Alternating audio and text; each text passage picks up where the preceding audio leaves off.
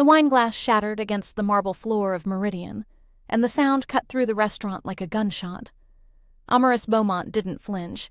She'd learned 3 years ago in this dining room that flinching only made men like Preston Wexler louder. She stood there in her black uniform, her locks pulled back in a low bun, a wet stain of Cabernet spreading across her white apron like a wound, while Preston stood up from his $6,000 dinner and screamed loud enough to freeze every fork in the room. "Are you deaf or just stupid? I said medium rare, you incompetent." The word he used next was ugly, old, the kind of word that lived under other words, and only crawled out when a man like Preston thought no one important was listening. 42 heads turned. Nobody moved. Not the maitre d', not the sommelier, not the manager, Gregory, who was suddenly very interested in the reservation book. In Manhattan's most exclusive Korean-French fusion restaurant, a black waitress being humiliated by a hedge fund heir was, apparently, part of the ambiance. Amaris opened her mouth to apologize. She had rehearsed the apology. She always did. And then a chair scraped back from the private corner booth. Slow, deliberate. The kind of sound a lion makes when it decides it's finished pretending to sleep. A man in a charcoal suit rose to his full height, tall, broad-shouldered, his face carved from something colder than stone. 2 men in matching black stood behind him without being told to. He walked across the dining room. He didn't hurry. He stopped between Amaris and Preston Wexler, and when he spoke, his voice was quiet in the way that empty churches are quiet. "Say it again," he said in accented English. "I want to make sure I heard you correctly." Preston blinked. "Who the hell are you?" The man smiled without any warmth reaching his eyes. "Her name is Amaris, and she's mine." But to understand how Amaris Beaumont ended up standing between a hedge fund monster and a man the FBI had been hunting for 6 years, we need to go back. This story is for every woman who has ever swallowed her voice to keep a table, a job, a roof over her head. For every daughter who became her family's ATM before she was old enough to drink. For every soft-hearted black woman who was told her softness was a weakness, when it was the only thing keeping her from becoming as ugly as the world tried to make her.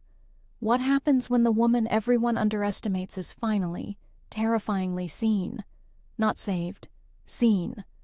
There's a difference, and by the end of this story, you'll understand why that difference is everything. Before we go further, do me a favor. If you've ever had to bite your tongue at a job while someone smaller than you tried to make themselves feel bigger, hit that subscribe button and drop a single word in the comments. Scene. Just that. I'm reading every one of them tonight.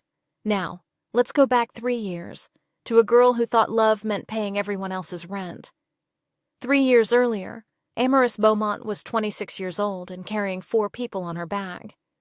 She lived in a 5th-floor walk-up in Crown Heights with a window that only closed if you knew the trig, and every morning at 4:47 a.m., she rolled out of bed onto a rug her mother had shipped up from Baton Rouge in 2019. She made coffee in a French press with a chipped handle. She ate half a banana. She left the other half on the counter because her younger brother Terrence sometimes crashed there between what he called opportunities. And Terrence, at 23, still expected breakfast. By 6:15, she was on the 3 train heading to her first job, a receptionist gig at a dental office on East 57th, where the office manager called her Amara for 2 years, before she finally corrected him and he acted wounded about it. By 3:45, she was on the subway again, this time toward Meridian, where she waited tables from 5 p.m. until midnight, sometimes 2 a.m. on weekends. The money went out faster than it came in. Her mother, Delphine, called every Sunday from Louisiana asking for something. Sometimes it was the property tax on the family house. Sometimes it was her cousin Renee's tuition. Sometimes it was a little something for the church anniversary. Delphine had raised Amaris to believe that a good daughter didn't count the cost, and Amaris, who had loved her mother her entire life, had never learned how to say the word no out loud. Then there was Julian. Julian Marchetti was a music producer, or that's what he called himself. He had a SoundCloud with 400 followers, and a smile that had cost Amaris 18 months and $11,000. She had paid his rent when his sessions dried up. She had bought him the interface he needed. She had believed him when he said his ex was crazy, when he said he was 3 weeks away from a deal, when he said the reason he hadn't introduced her to his family yet was because his mother was old-fashioned. 6 months before the night the glass shattered at Meridian, Amaris had come home early from Meridian with a migraine and found Julian in her bed with a woman named Camille, who had introduced herself politely, as though this were a dinner party. Amaris had not screamed. She had not cried. She had gone into the bathroom and sat on the edge of the tub for 11 minutes, and then she had come back out and asked Julian, very quietly, to leave. He had left. He had also taken her television. She told no one. Not her mother, who would have said, "Baby, men are like that. You have to hold on to the good ones." Not her brother, who would have called Julian for money the next week anyway. Not her best friend from college, Whitney, who had moved to Atlanta and had a life now, a husband and a garden and a job that ended at 5 p.m. Amaris kept working. She kept sending money home. She kept smiling at the dental patients and pouring wine for the hedge fund men at Meridian, and telling herself that this was just the season she was in, and seasons changed. She had believed a lie her whole life, and the lie had a soft face and her mother's voice. The lie was, if you give enough of yourself away, someone will finally love what's left. She was still believing it the Tuesday night in October, when a man named Hajun Seo walked into Meridian for the first time and sat at table 19. She didn't know his name yet. She only knew he was quiet in a way that made the rest of the room feel loud. He ordered the tasting menu. He tipped 40% on a $900 check. He didn't try to make her laugh. He didn't ask where she was from. He looked at her once, really looked, when she set down his tea. And for a half-second, Amaris Beaumont felt something she had almost forgotten she was capable of feeling. She felt visible. She thought it was a fluke. She thought she'd never see him again. She was wrong about both. He came back on a Thursday, then the following Tuesday, then twice the next week. Hajun Seo always sat at table 19, always alone, always with a book he never seemed to actually read. Sometimes it was in Korean. Once it was Toni Morrison's Sula in English, and Amaris had raised an eyebrow before she could stop herself. "You know this one?" he asked. His English was careful, the consonants placed like chess pieces. "I know it," she said. "I wrote a paper on it, a long time ago." "Where?" "Spelman, class of 2019. He tilted his head slightly, the way a man does when a piece of information rearranges the picture he had of you. "You have a degree from Spelman, and you work 2 jobs. It wasn't a question. It also wasn't cruel. It was the way a doctor names a symptom. "Life," Amaris said, and refilled his water. He came back the next week and left a book on the table when he was done. The Fire Next Time. Baldwin. Inside the cover, written in blue ink in a hand that slanted hard to the right, was a note.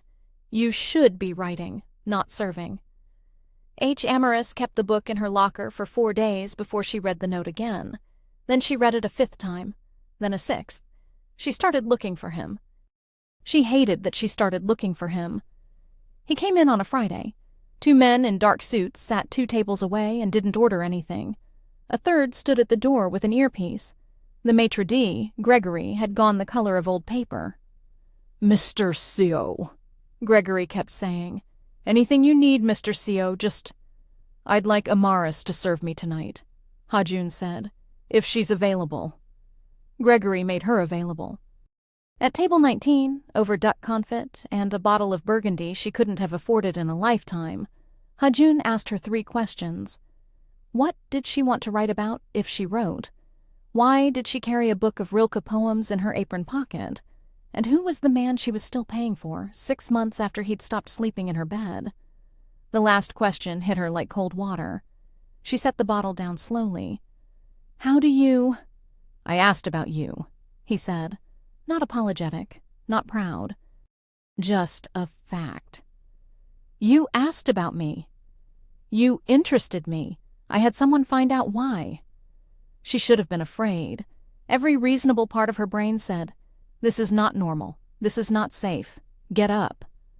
But something in his voice, the flatness of it, the total absence of performance, made her stay in her seat instead of walking away. "Who are you, really?" she asked. Hajun folded his napkin. "My name is Hajun Seo. My family owns interests in Seoul and here in New York. Some legal, some less so.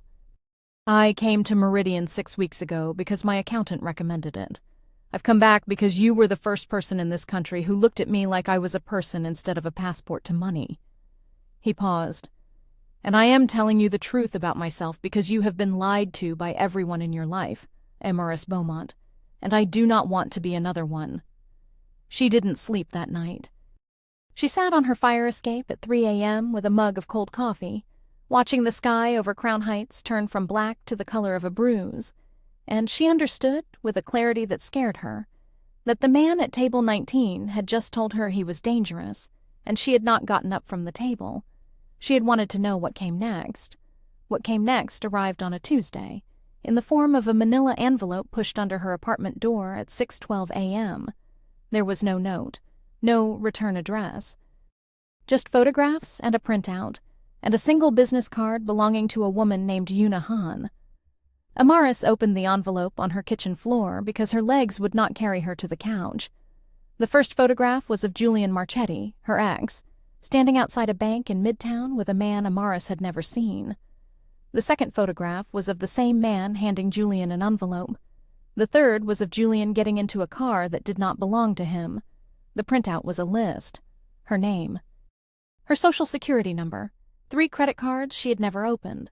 2 loans she had never signed for. A total, at the bottom, in Julian's handwriting, $47,300. Julian had not just cheated on her. He had spent 18 months stealing her identity, 1 line of credit at a time, and he had been selling her information to a small ring operating out of Bay Ridge for the last 4. The man handing him the envelope in the photograph was named Milos Radic.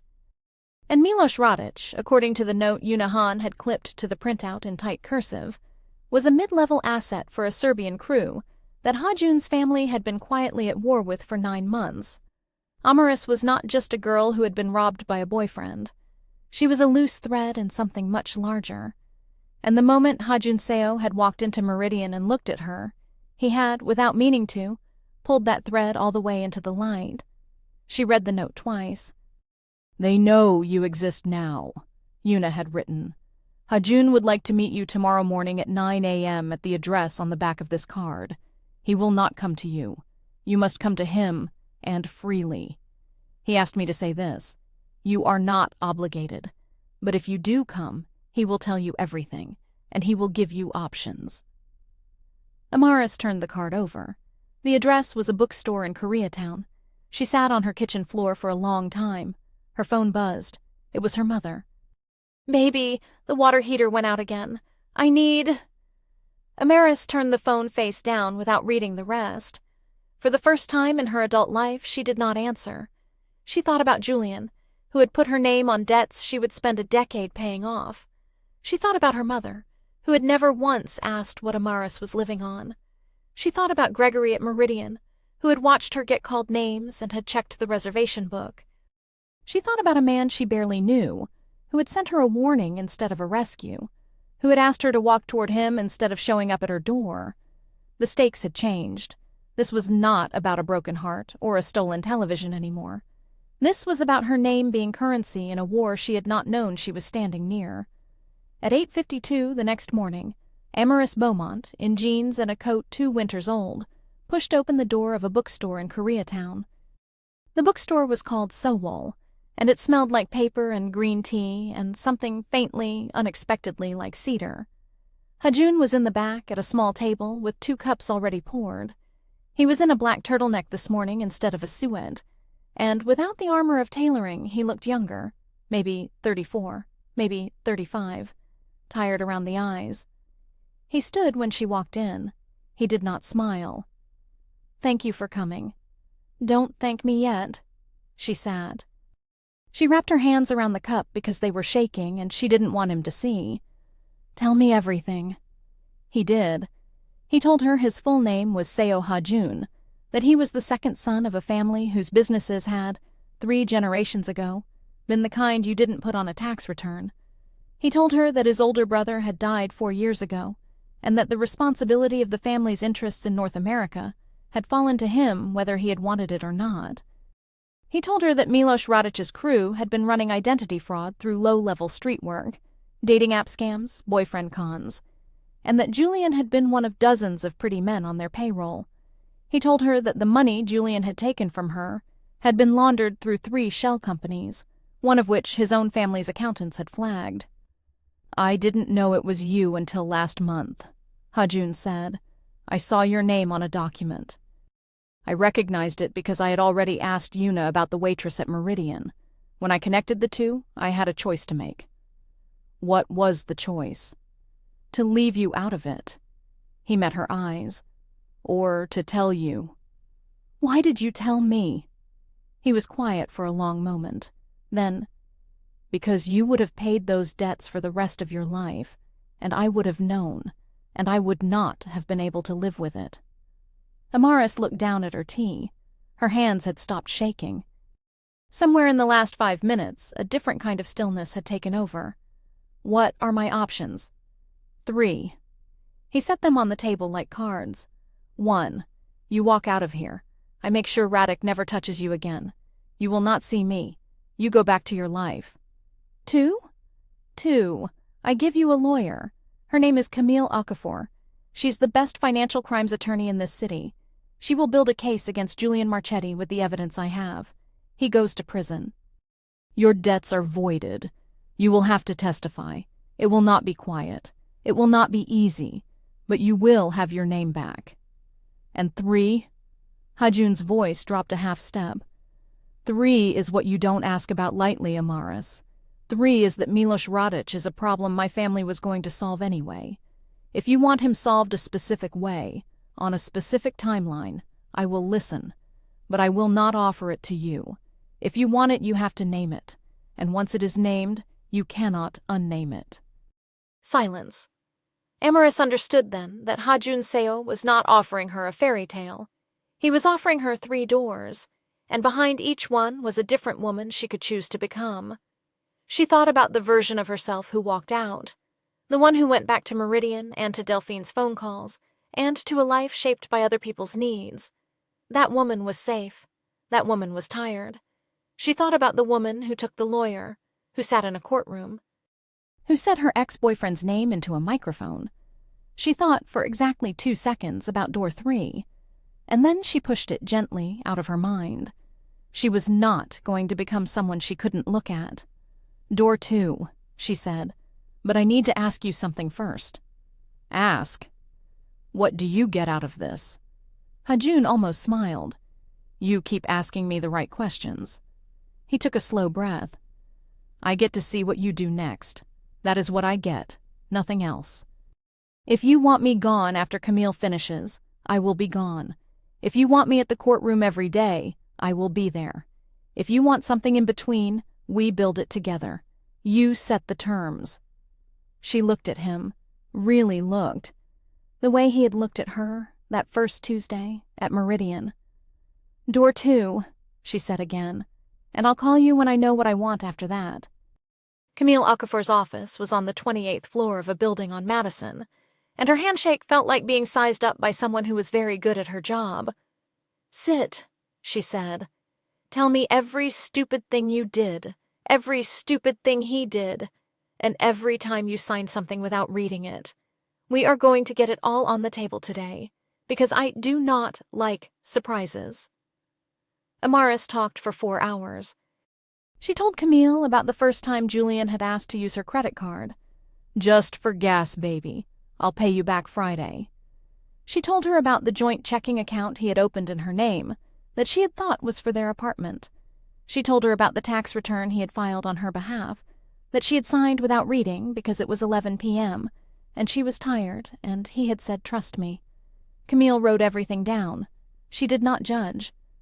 When Amaris cried, once, quietly, Camille handed her a tissue and kept writing. At the end, Camille closed her notebook. "We have a case. It's a strong one. Filing charges is going to make your life loud for about 18 months. Are you ready for loud?" Amaris thought of every Sunday she had spent letting her mother's voice be the loudest thing in her apartment. every dinner service where Gregory had let a stranger scream at her while she smiled. "I've been quiet my whole life," she said. "I'm ready for loud." The charges were filed on a Wednesday.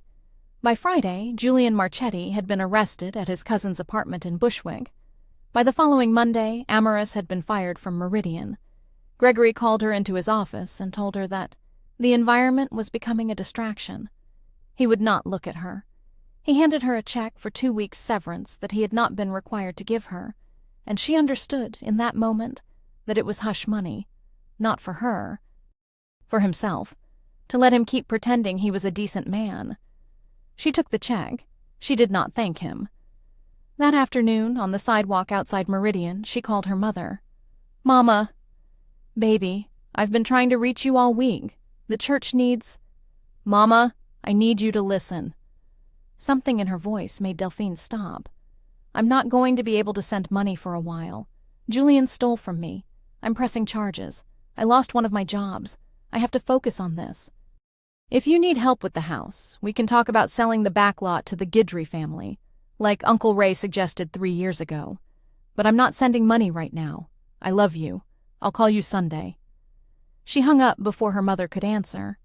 She stood on the sidewalk shaking, and she felt something she had not expected. Not guilt, not shame, relief. If you're still with me, tap that like button and let me know in the comments. What's one thing you had to stop paying for, financially or emotionally, before you could breathe again? I want to know. 2 weeks later, the story hit the local news. Manhattan waitress blows whistle on dating app fraud ring. Then the New York Post picked it up. Then a producer from a podcast called Receipts wanted an interview. Amaris said yes to one interview. The podcast. She wore her hair down. She told the truth in her own words, without hedging, without softening it for anyone's comfort. When the host asked her whether she was afraid of retaliation from the men Julian had been working for, Amaris said, "I'm more afraid of going back to being a woman who wouldn't tell this story." The episode got 2 million downloads in 10 days. Hajun did not appear on the podcast. He did not appear in the news. But 3 nights after the episode dropped, Amaris came home to find a small package outside her door. Inside was a first edition of Beloved, and a card in the same slanted blue handwriting. "You were loud. It was beautiful. H." She held the book against her chest, and, for the first time in weeks, she let herself cry the good kind. The trial began on a Monday in April. Amaris wore navy. Camille had told her to. Not black, not red. "Navy says I am telling the truth, and I am not asking for your permission." Julian's lawyer was a small man with a big vocabulary and a habit of touching his tie. He tried, in his opening, to paint Amaris as a scorned girlfriend inventing crimes, because she had been embarrassed. He used the word hysterical twice. Camille did not object. She wanted the jury to hear it. Then Amaris took the stand. She did not cry. She did not raise her voice. She walked the jury through it the way Camille had rehearsed her. Dates, amounts, documents, the joint account, the credit cards, the email in which Julian had asked a co-conspirator in writing whether the Beaumont girl had noticed anything yet. When Julian's lawyer cross-examined her, he asked whether she was in a relationship with a Korean businessman named Seo Ha-jun. The courtroom went very still. Camille rose. "Objection. Relevance." "Withdrawn," the lawyer said, but the seed had been planted. He was trying to make her look like a woman with a rich boyfriend running a vendetta. Amaris looked at the jury. 12 people, 7 women, 4 black, 1 Korean-American man in the back row who had been taking notes since day 1. "May I answer?" she asked the judge. The judge tilted her head. Briefly. "I'm not in a relationship with anyone," Amaris said, clear, calm. "I've been too busy paying for the crimes of the last man I trusted." There was a sound in the courtroom that was almost, but not quite, a laugh. The jury deliberated for 4 hours. Guilty on 11 of 12 counts. Julian was sentenced to 7 years. The Serbian crew was rolled up over the following 6 months, through a federal investigation that Amaris's testimony had cracked open. Milos Radic was arrested at JFK trying to board a flight to Belgrade. Outside the courthouse, on the steps, in a coat too thin for April, Amaris stopped to answer one question from one reporter. "Ms. Beaumont, what would you say to other women watching this who have been through what you've been through?" Amaris thought about it. "Nobody is coming to save you," she said. "But sometimes, if you're brave enough to walk toward the door yourself, you find out you were never as alone as they told you." She walked down the steps. At the bottom, leaning against a black car, was Hajun Seo, in a coat that fit him better than April. He did not applaud. He did not smile. He opened the passenger door. She got in. 2 weeks after the verdict, Delphine Beaumont flew into JFK unannounced. Amaris found out because her mother texted her from a taxi. "Maybe I'm in the city. I'll be at your place in an hour." Delphine arrived with 2 suitcases and the smell of the perfume Amaris remembered from her whole childhood, jasmine and something powdery, and she walked into the Crown Heights apartment like she was reclaiming territory. "Look at you," Delphine said. "Skin and bones. This city is eating you alive." She sat on the couch. She looked around. She noticed the new bookshelf, the framed print, the small vase of white peonies on the kitchen table that Amaris had bought for herself the day after the verdict. "Baby," Delphine said, "we need to talk." Amaris made tea. She sat. "I know the last few months have been hard on you," Delphine began. "But this thing, this Julian mess, it's done. And your name's in the news, and people back home are asking questions. Cousin Renee's fiancé's people are asking whether you're the kind of woman who—" "Mama!" "Let me finish, baby. I've been talking to Pastor Ellis, and he thinks it would be good for you to come home for the summer. Rest. Get your head right. Come back to yourself." "Come back to yourself." Amaris almost laughed, because for the first time in a decade she was at herself. She was standing in her own body. She was making tea in her own kitchen. She had $840 in her savings account for the first time since college, because she had not sent it anywhere, and her mother had come 900 miles to tell her to leave. "Mama," Amaris said, "I love you. I love you too, baby. I'm not coming home." Delphine blinked. "Baby. I'm not sending money either. Not this month, not next month. Maybe not for a long time. I'm going to help you figure out how to sell the back lot. I'm going to help you call the county about the water heater. I'll get on the phone with Uncle Ray. But I'm not going to be the youngest child holding up the whole family anymore, because that job was killing me, and nobody in the family was going to notice until my funeral." Delphine's face changed. Amaris had expected anger. What she got was something worse. Her mother's face went small and old and afraid. "I don't know how to be a mother who isn't asking you for something," Delphine whispered. Amaris felt her chest crack, but she did not move. "Then let's learn," she said. "Together. But we have to start today." Delphine stayed 4 nights. They did not fix everything. They fixed some things. On the 5th morning, Amaris put her mother in a cab to the airport. Delphine held her hand at the curb and said, "I raised a woman." It was the closest to "I'm proud of you" that Delphine Beaumont had ever come. And it was enough. 6 months after the trial, Amaris Beaumont published her first essay in The Atlantic.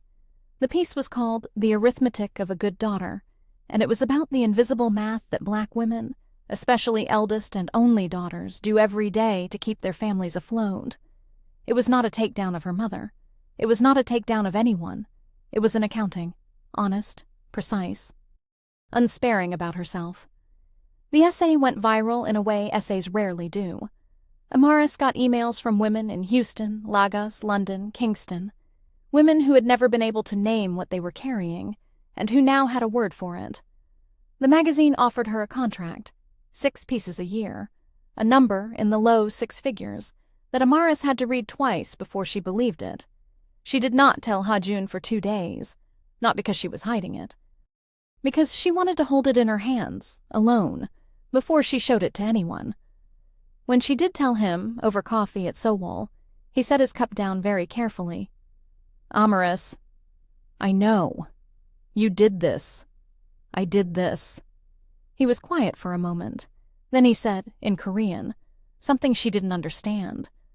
When she asked him to translate, he shook his head slightly. It's a proverb. It doesn't translate well. It's about a person who spends a long time carrying water for other people's fields, and one day plants her own seed. She held her coffee cup with both hands. That's a good proverb. It's a very old proverb. She moved out of Crown Heights in September. Not because there was anything wrong with Crown Heights. Because she could and she wanted to. And the new place was a small one-bedroom in Fort Greene, with a working window and a desk by that window. She bought the desk herself. She assembled it herself.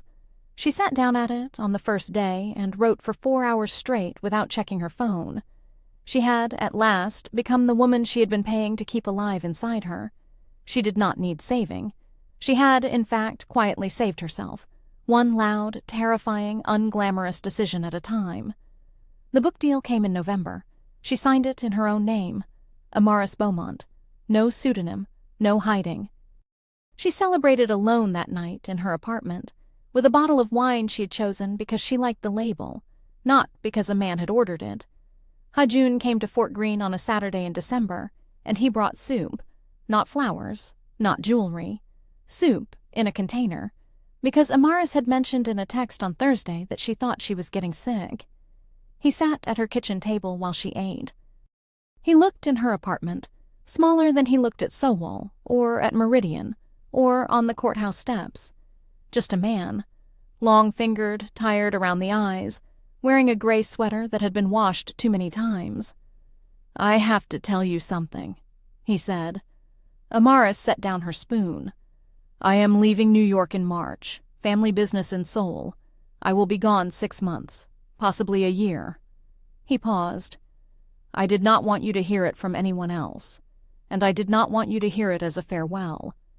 "It is not a farewell unless you want it to be." Amaris looked at him. Here was the moment, she understood, when she could ask him to stay, when she could offer to go with him, when she could turn this into the fairy tale. She did not want the fairy tale. "Hajun," she said, "I don't need you to stay, and I'm not going to follow you. I have a book to write." Something flickered across his face. Not disappointment. Something closer to recognition. "Good," he said quietly. "But I want you to come back," she said. "When you can. When it's real. Not because you feel like you owe me anything. Because you want to sit at my kitchen table and eat soup that's gone cold." He almost laughed. It was the first time she had heard him almost laugh. "I would like that," he said. They talked then for a long time, about things they had never talked about. His older brother, whose death had made him what he was. Her father, who had left when she was 9 and never come back. The particular loneliness of being the one everyone leaned on. The particular fear of being loved for what you can do instead of who you are. He told her he was afraid, sometimes, that he did not know how to be a person outside of the shape his family had made him. She told him she had spent 30 years being the shape her family had made her, and it was possible to change. It was slow, it was ugly, but it was possible. They did not kiss that night. It was not that kind of night. They sat at her kitchen table until 2 a.m., 2 people finally, cautiously, showing each other the thing underneath the armor. When he stood to leave at the door, he took her hand, just briefly. He pressed her knuckles to his forehead in a gesture she did not recognize but understood anyway. "I will come back," he said. "I'll be here," she said, "and I'll be busy." He almost laughed again. Then he was gone. A year later, Amaris Beaumont stood at a podium at the Brooklyn Public Library and read from the first chapter of her book. The room was full. Her mother was in the front row, in a pink dress, holding a program with both hands like it was a hymnal. In the back, in a charcoal coat, Hajun Seo stood against the wall. He had come back 3 weeks earlier. He had knocked on her door on a Wednesday afternoon and asked if he could take her to dinner, and she had said yes, and they had been rebuilding, slowly, without hurry. He was not her savior.